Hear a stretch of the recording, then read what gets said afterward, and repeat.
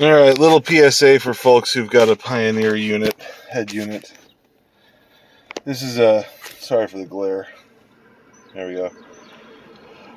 DEH-6220, which is listed on here. Where is it? Yeah, top right corner. Yep. So, I had a problem with my LG V60 taking forever for Bluetooth to connect. It would take like a minute and a half to connect, and then it would be choppy for a couple minutes.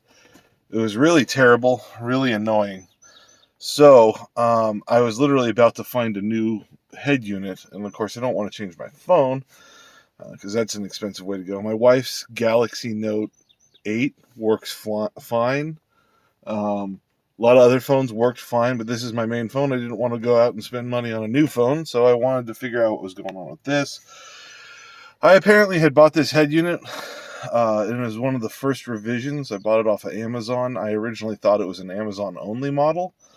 Turns out that Pioneer just is really slow at supporting their devices. So I had problems going way back. Way back, like 3 years ago. Called them up with one of these phone numbers and said, hey, do you guys have firmware for this unit? I see the only thing listed is the DEH-6220BS, not the 6220. And they said, nope, all we got is that one. I'm like, okay, is my model an Amazon-only model? And they're like, no, they didn't say anything. It was just weird. At any rate, that being said, I went and downloaded my firmware update. There's apparently 3 revisions on this thing. I'll show you. And they kind of striate it very strangely. So they got nice instructions on how to do it, but there's 3 different versions of hardware on this particular unit. Mine was the first one, which is 0.08XX. There's another model, and there's another model, so that's revision 1, 2, and 3, which technically revision 1 is 0. So this would be Rev 1, Rev 2. They don't refer to it that way. I'm just using those words.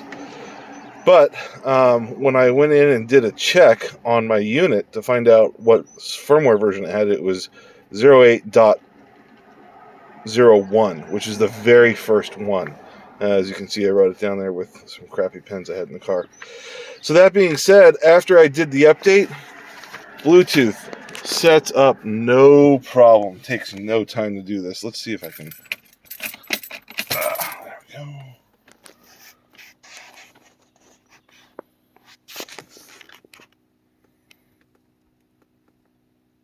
There, it's connected right away.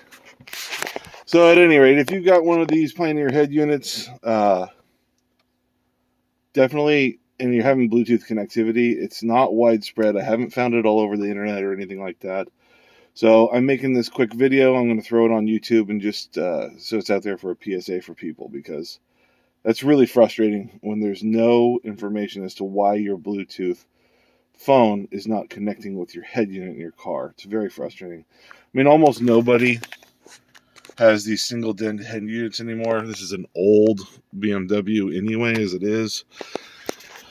So it's a very niche market that these things are even being made for. And yeah, so anyway, there we go. Hopefully this helps somebody out there. Somebody.